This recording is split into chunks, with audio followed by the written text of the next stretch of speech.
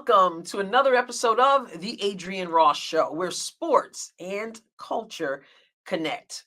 I had a wonderful Resurrection Day yesterday. I hope you did also. I'm expecting a wonderful week because the same one who rose and was celebrated yesterday is still Lord in this coming week. So I hope you'll be with me this week as I release some content. Make sure that you've subscribed to the channel, and make sure your notification bell has been clicked so you don't miss anything. Also, I got some merch in today, and one of the things I got in was my creation. This is the CC effect, also known as scheduling conflict. Yes, the back of it says coming to a larger arena near you. Make sure that you click the link in the description of this video, or underneath this video, you will see merchandise show up. So just go check out the merch we have there, and for sure, get yourself a scheduling conflict t-shirt. Let's get into the topic of this video. Chennedy Carter. At one time, everyone was talking about Chennedy Carter. We know why. The body check on Caitlin Clark. And then, well, she took out Marina Mabrey, and then there was all kinds of stuff going on in the locker room of the Chicago Sky. She went overseas, apparently balling out, and nobody picked her up in the free agency. And still, at this point that I'm recording this, still, she doesn't have a team. Now, you know, I have said repeatedly that I personally would not take a chance on Chennedy Carter. I wish her well, but I wouldn't. I would have to see evidence in America of how she's able to handle herself and keep it together. And as talented as she is, people still have not picked her up yet, which really speaks volumes because everybody wants to win. And Chennedy Carter, based on basketball skill alone, could help make that happen. But like I said, culture matters. And I know there are people who don't agree with me and wish I would shut up about it, but I won't, because it's just true. Now, perhaps someone will pick her up and she'll be good to go. I don't know. And like I said, I wish her well. Just I, as a GM or as a coach, I wouldn't pick her up at this point. Now, after all that talk and all that buzz, it's kind of like dying down. Like for a while, everybody was like, where's Chennedy Carter? Why doesn't she have a team? Somebody should put her on the team, or absolutely not. Don't put her on the team. All that. But it's kind of not been a whole lot of buzz. But she is in the news right now because of some comments she made reflecting on the situation with Caitlin Clark. I'm going to show you, I'm going to go back first to that incident that we all know Chennedy from, and that was when she body checked Caitlin Clark. And then I'm going to show you some footage of her talking about that and how she downplays that, and why her comments to me demonstrate why she shouldn't be on a team right now. So let's go over to SI.com.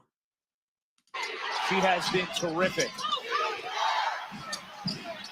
Mabrey doubled off to Carter. Her jumper is good. Chennedy Carter now with 12 points off the bench. And Clark. I mean, that's clearly which was called. The question is, will they call it unnecessary? Chennedy Carter. So you remember that, I'm sure. After she scores, decides to body check Caitlin Clark hard, taking her off guard, not looking, not a basketball play. That was called a common foul until it was reviewed, like after, like, was it the next day? And then upgraded to a flagrant one. But with the officials looking right there, they call this a common foul. Really an ugly play. And afterwards, Chennedy got on social media and started talking smack about how she loves the hate rather than the love. And what else does Caitlin bring to the table except for 3-point shots? And this whole thing. And when she talked about it after the game, she didn't want to say anything about it. But then later she made comments about it. And I did a video at the time, and I said that Teresa Weatherspoon It's not doing Chennedy Carter any favors, and anyone else who looks the other way, they're not doing her any favors. There needs to be a sense of, I did something wrong. She even said that she wouldn't do anything different, if I remember correctly. And I said, that's a concern. And those who care about her really, really need to pull her aside and get some things nipped in the bud. Well, let's take a look at this interview she had in which she goes back to this event and talks about it. This says Kennedy clears the air on Caitlin hip check as a body check, compares her to LeBron, and calls her a great player. Can you break down that situation that happened? Yeah. So in basketball a little bit, there's things called talking, what you like to call smack or whatever everybody likes to call it. Yeah. Plays before things are said, it's a part of basketball. I think a play before, maybe I was elbowed. Okay, that happens. Think the next play down, maybe something was said. And then maybe there was like a little clip of somebody like yelling in my face. And then we go down the court. Then I hit like a little bucket. You feel me? Come down, hit like a little nice little mid-range pull up. And then I just like, just give her like a little like I'm here. Like, I don't think it was, what's crazy? Me and my brother went back and watched, and we seen a lot of clips in the NBA of guys getting like pushing LeBron. Like I think it was Jeff Teague or somebody who like pushed LeBron out of bounds, like said, man, I was mad because like we couldn't stop him. So I'm just like, it's like one of those things like it happens in basketball. I know people try to say, oh, it's not one of those things. It's not a personal thing. It's a competitive thing. It happens in basketball, and like it's just one of those things. But like, yeah, it's kind of what happened. Then it spiraled out of control, and then the media takes whatever narrative they want to you put watch every single game to see if you can find any deflects in my game, and like it's really nothing that you probably could say too much about. So then you have trolls, and that's why I said they're gonna be around regardless. But yeah, it was just like a nice little like tap, like I'm here, not to like harm you or anything. If you want to push somebody, you're gonna like full force like. But people really made it like a crazy big deal. I've seen the clip. Yeah. But like, I'm not crazy deep in the WNBA world, but in the WNBA world, they dragged it like crazy. I mean, that happens, man. Like it's one of those things. I'm a great player. She's a great player. It looks a certain way. Everybody's gonna have their views on it. But my personal view is, I don't have anything against her. She's a great player, and so am I. And I've got buckets all that season. You know what I'm saying? So just one of those things that I love it though. They think I hate it. I love it. I love when it gets riled up and juicy like that. You feed off of like what people say. Oh yeah, that's what I'm telling you. Oh yeah, I love the hate. I love that. Yeah. Oh yeah. First of all, forgive me if I'm supposed to know who this guy is, because I don't. What I do sense from him is that he's got no idea what he's talking about. Okay. He didn't know what happened. He admits that he, doesn't follow WNBA, and he's certainly not alone in that. But he's talking about, it's about being competitive, and people really had a problem with that. Like, what are you talking about? This is not competition. Competition is what we do on the basketball court. Maybe competition is part of the trash talking, but when you decide that you're going to take somebody down, you've stepped out of competition and you've kind of entered into, I'll just say, alleged assault. That is unacceptable. I don't know who this young guy is, but he's got a little bit of growing up to do. Chennedy Carter herself has some work to do still. And this is the issue with Chennedy. I've told you before, I just want to like her so much. There's something about her. You kind of get the feeling that she's been through some things. She's an absolute baller, but she doesn't get it still. Let me tell you what I have learned about Americans. And I'm saying Americans because that's all I've ever been, is an American. And I've learned through watching news, through watching politics, just watching life. Americans are so easy for the most part, to forgive. There are people who've committed incredible injustices and certain things like that, corruption, things like that. And Americans are like, all right, we'll give you another chance. We see it all the time. And some people who probably shouldn't even get another chance. But Americans need something first. We need to know that you're truly sorry.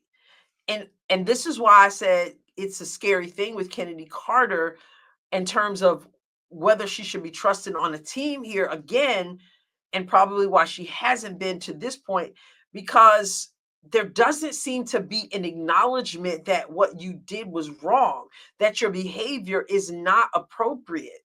It's still like, it's warped in her mind. I gave her a little tap, like, I'm here. That wasn't a tap. That wasn't a flop. We know people flop in basketball. That wasn't a flop. That was a body check. And all this time later, Chennedy Carter still can't say, you know what, I messed up. No, instead she's like, oh, somebody said something, and I think, and somebody elbowed me, I think, and somebody said something in my face or something like that, and all this stuff. And so, like, I'm here. Well, and I tapped her. That's not what you did.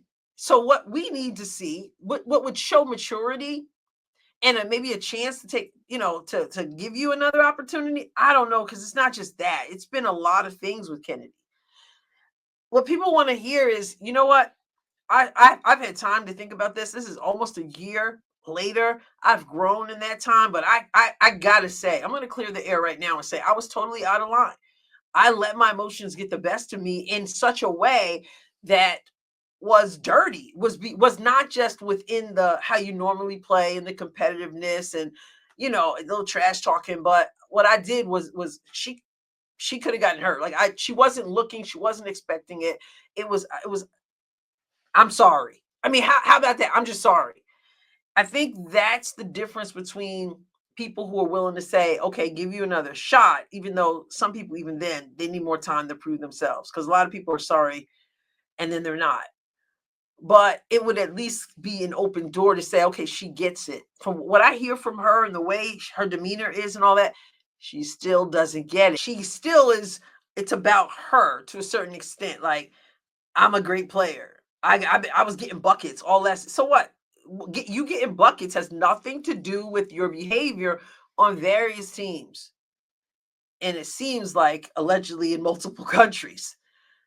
I'm glad she seems to be keeping it together now, although that I don't think she was when she first got overseas. But in any case, I wish her well, but I'm still not hearing something that would make me feel comfortable to take a chance, because the culture of a team, what goes on in the locker room, those things are important.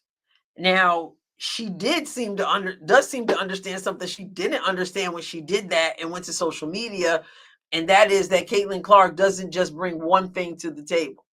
She uses the idea about LeBron. Well, you can't stop him, so let's push him. Let's her. Okay, so in this case, Caitlin is the LeBron. She's the LeBron of the story. Is that what she's telling us? But you then went on social media and said she had absolutely nothing but a 3-point shot. And now you got to say, she's a great player. I've got nothing against her. She's a great player. And she may not have anything against her. And I don't think Caitlin Clark has anything against her either. But this is about team and culture. And when nobody is willing to take a chance on you, at least at this point, it's serious stuff. And I think just acknowledging, no, this wasn't just basketball and I was wrong and I'm really sorry. I think that would go a long way. But she still doesn't get it. You can watch that. She still doesn't get it. And then she's sitting around talking to this guy and he doesn't get it either. Well, I wish Chennedy Carter well. We'll see what happens. Someone with the talent she has, she knows she's great. Maybe that's part of her issue.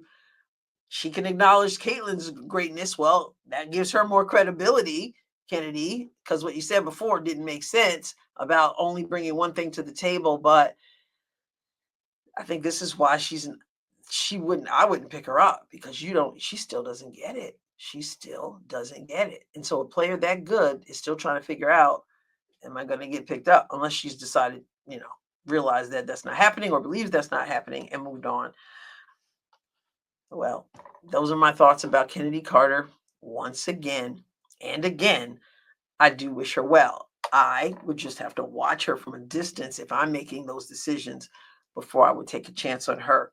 What are your thoughts about what she said about the tap, about the greatness of Caitlin Clark, about her own greatness and this dude?